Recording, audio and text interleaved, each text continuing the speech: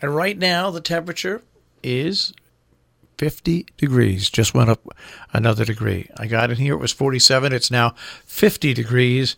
Let's bring in the 50-degree man, Pat Pagano. Good morning, Pat. And good morning. And I'm taking it that even though it's that much milder, you're still not a happy fellow. Well, let me put it this way. I managed to get out, and it was only spitting rain, okay? And on the way, so it's been only spitting rain. So 50 degrees and spitting rain after the bitter cold weather we had before, I can take. But our back parking lot, Pat, was plowed, okay? And the snow was pushed down and packed. I see. And now it's got like a half inch of rain on top of it. And Right. if you drive on that, you can't stop. It is like the slickest thing in the world. So Yeah. I'm warning people to stay out of our parking lot. Use the town parking lot. Because There you go. ours, I came in with my Jeep 4x4 and I turned in and I came down the road, had the little driveway which gets to the back lot. Car wouldn't turn because there's no way it can turn. Wow. So I had to put it in this. Had to put it in. We've got a super low 4-wheel drive where I was able to inch back and then move forward ahead and get to the town parking lot. So now, Yeah. with that being said, and with us Right. getting rain and 50-degree temperatures right now, We're in a flood watch. and a flood watch, when is the flash freeze going to come? I don't think we'll see any flash freezing. All right. So that's a good thing. But, we will fall back to the 40s today. The rain will end either late today or early this evening. And then it's going to get cold, 20 to 25. So any standing water will freeze. But it's not going to be flash freezing. All right. Yep. Friday will be in the mid-30s, partly cloudy. Saturday, low 30s, some sun. Then a chance of snow showers Sunday in the mid-30s. Could get a light accumulation from that. Not much. Looks like there'll be some snow showers around on Monday. And then we'll watch an Alberta clipper come by Tuesday and a Wednesday. And it will bring with it some snow. But what follows it is something that Mr. MGM doesn't like. Siberian Express, that's what I'm calling it, because it is going to be another brutally cold air mass coming in by the end of the month next week. Now, can that if when that comes in, that basically stops any snow for until that cold air leaves, right? Well, that's the way it should work, but not necessarily will it work that way. The Alberta clipper will be accompanied by snow. Yeah. I don't think we'll get a lot of it, but whatever we do get will certainly freeze solid by Wednesday All right, and Thursday and Friday. so now the dates you're looking at for this, if I'm correct, for the initial shot is this weekend, right? Right after this weekend. Yeah, right. And then the weekend of the 1st and 2nd is what you're looking at for the really bitter cold. Well, it'll start before that. Okay, it'll start before that. Okay. Oh, yeah. Yeah. That clipper low is going to go by on Wednesday of next week, which is the 30th. Okay. So by the 31st, which is the month's end, it is going to be brutally cold again. Okay. So by the 31st, that's going to happen. So now, the Salisbury Winter Sports Association, we're concerned about the 8th, 9th, and 10th of February. That's what we're concerned about now. It's a little bit beyond Yeah. beyond the forecast, because the forecast right now goes to like the 5th Yeah. of February. So we'll just have to wait and see. But it certainly does look like it's going to stay cold. That's for sure. Okay, so it's going to stay cold. So even if they can make all the snow and groom all the snow they want, they're not going to have to worry about any rain interruptions. Basically, from the end of this week till February, like it looks like till like February 8th, 9th, or 10th. That is really the way it looks right now, Marshall. I mean, it could change, but so far it's been right on schedule as far as I'm concerned. Because I told you, after mid-January, watch out. Yeah. And there'll be one wave after another, and that's what we're having. And between the waves, it gets a little milder. All right. Gosh. Yeah, I know. Yeah, you have to. Yeah, I came in this morning and I had the grippers on the shoes, but I didn't even bother. Like I said, I guess I'll have to get used to having the grippers. Gonna have cold weather.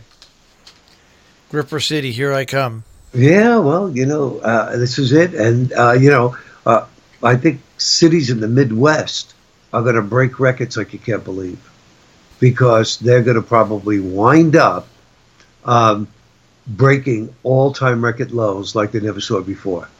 So it'll be interesting to see if the cold air is as intense as I'm thinking it's going to be. All right. Well, I know you don't want to hear it, I but don't. Well, yeah. at least it's not cold air with rain. That's the one benefit. Right, right. But an air mass such as this wouldn't be rain; it would be snow. It would be chunks of ice. Yeah, you just don't, you don't even want to deal with it. Yeah. Yeah. So that's it. Today's just, a typical rainy day, a rainy day in January. A rainy day in January. Yeah. Yeah. Well, as long as it doesn't freeze, I'm fine with it. I've given up. I've given up my fight, Pat. This winter obviously is going to be just a terrible winter for me to get through. I look at it this way: it's January 24th. Pretty soon we'll be into February, and then we'll be into March. And even though March is a winter month, for some reason it's lighter out, much longer. So I hold out hope. You sure are. You're already in March. That's exactly right. I'd love to be in April, to be honest with you. Gee, Got to look ahead, Pat. Got to look ahead. I guess Have to take the so. I guess it's better than looking back. You're right. Got to take the long view. Take the long view, and hope that it's okay. Now it's terrible. I watched a movie yesterday that I really liked, and I can't remember it. Oh, you're kidding. Isn't that terrible? It was on Netflix, and I really liked it, and I can't remember it. You don't even remember what it's about?